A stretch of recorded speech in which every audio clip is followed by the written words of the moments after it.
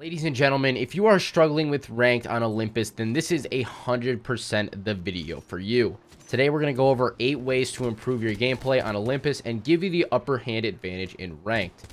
This will help every single rank in the game, so do not worry if you're a bronze player or if you're a predator player. Either way, you will learn something from this video, I can guarantee you that. And right before we start off, I do want to say that the gameplay in the background that you're going to be seeing won't be in ranked, only because I do not want to spoil anything for the ranked gameplay playlist that I have going on right now, where we're going from platinum to predator and explaining all the decisions I am making so that you guys can learn from my mistakes or from what I do correctly. Without further ado, let's hop into the video.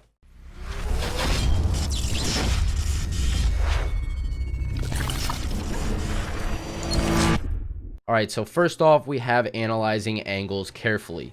And I know what you're probably thinking, duh, analyze my angles, but the angles are going to be very different from previous maps in the game because Olympus is so wide open. Let's put it this way, for example, if you're playing a new Call of Duty map, right? It's going to take you a good amount of time to learn exactly where the enemies will be coming from, where they're going to be head glitching, etc. And that'd probably take you about 2 weeks, okay? Call of Duty maps are quite small.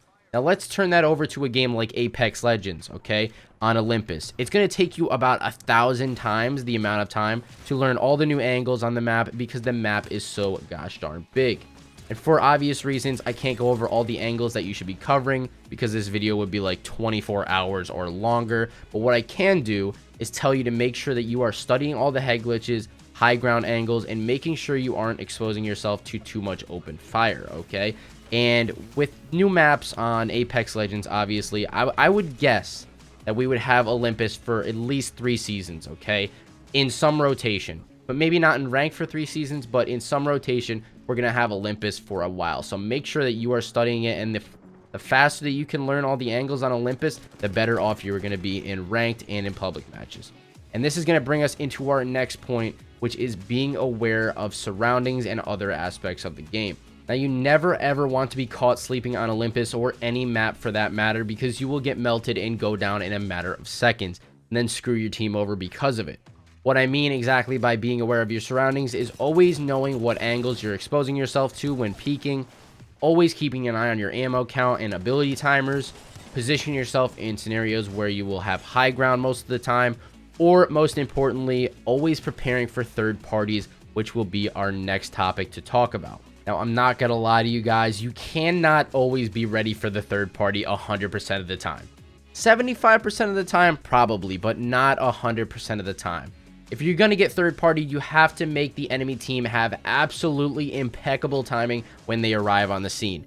This means someone on your team might be already downed, or the fight just literally ended and he gets knocked, or your team is so low on health that one bullet downs one of you guys and you can't even get a shield swap off. These are situations that you can't control, but what you can try and do is limit them by doing things such as not fighting for longer than 30 to 45 seconds. You never want to be fighting for more than 30 to 45 seconds because it's going to attract a lot of attention in the surrounding areas, and I guarantee you will be third party. So if you find yourself fighting for around 30 seconds, make sure to always be aware and just be thinking, where can I reposition to? Or you guys might want to fully dip on the fight if you have no knocks or whatever. Not looting boxes all day is another big thing, okay? If you guys are looting boxes all day, one of you is going to get shot and killed if you're just staring at the loot. I guarantee you that. Do not be doing that. Another thing, not all looting at the same time. You always want to have one person looking out, because if you're all looting at the same time, you know what that can do? Nobody's paying attention. Okay, nobody's paying attention to who's running up on you, fights that are going on around you guys. You never know where anybody is or anybody could be hiding. So you always want to have at least one person looking out, and then the other 2 teammates can be looting, or one teammate can be looting and the other 2 could be looking out. This is going to prevent a lot of third parties. And last but not least, always expecting the third party and not ever getting too comfortable. You never want to not expect a third party, because if you do always expect one, it's not going to shock you when it happens. But if you're not expecting it, obviously it's going to catch you off guard, catch you with your pants down, catch you sleeping. You never want that to happen with the third parties. So our next way to get the competitive edge on Olympus would be to use weapons that cater to the map.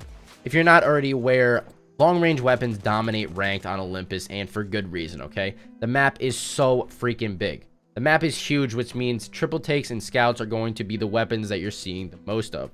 So what I recommend doing, or what I like to do, is using one weapon for medium to short range, such as the Volt, for example, and then carrying a weapon that is long ranged, okay?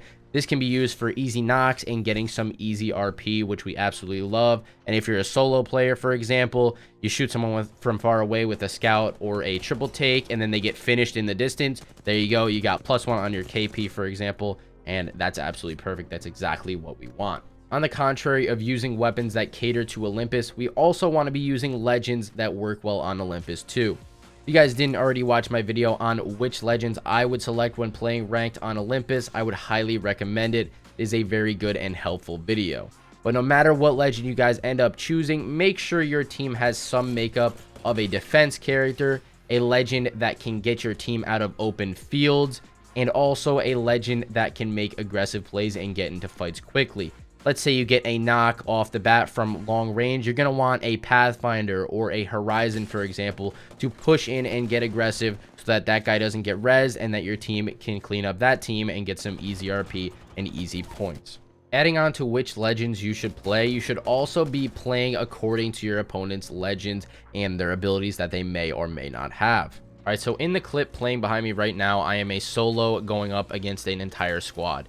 And in my mind, I'm thinking that every single legend on the other team, the Lifeline, the Wraith, and the Bloodhound, they all have all their abilities and they are all in play, okay? And all I really have in this situation is my grapple. So what I'm thinking in my head is that the Lifeline is going to be the most dangerous, because if I knock somebody else on the team, Lifeline can instantly get the res, and it's just going to make an entire nightmare for me. The whole fight's going to be a nightmare from there on out. So I really want to knock the Lifeline first, and then I could worry about the Bloodhound and the Wraith, because the Bloodhound is going to have the scans and the ultimate ability, which can hunt me down and scan me like repetitively. So that's going to be annoying.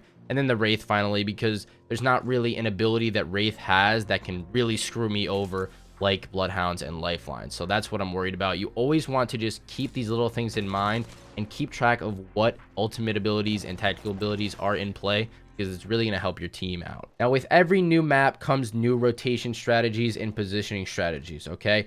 All I'm going to say for this tip is to make sure you are studying which rotations work and what positions are the best. The reason I'm not going to go into insane detail on this tip is because I've nailed it into your head enough in other videos, and I'm positively sure that other YouTubers have done the same. Last but not least, we have getting the first knock, which is pretty self-explanatory. Getting the first knock massively swings the fight in your favor and gives your team the freedom to push and clean up the other two teammates left on the team. Like I said earlier, it would be pretty crucial and pretty essential to have a Pathfinder on your team, or a Horizon, or any character that can very quickly get into gunfights, because once you get that first knock, you do not want that guy getting up. You do not want the enemy team to res and then reset the fight. You want to push aggressively so that you can knock the whole team and wipe out the squad and get the RP and the points that you deserve. Anyways, guys, this is going to wrap it up for this video. I hope you enjoyed. It has been Sweat. I will catch you in the next one. Peace out.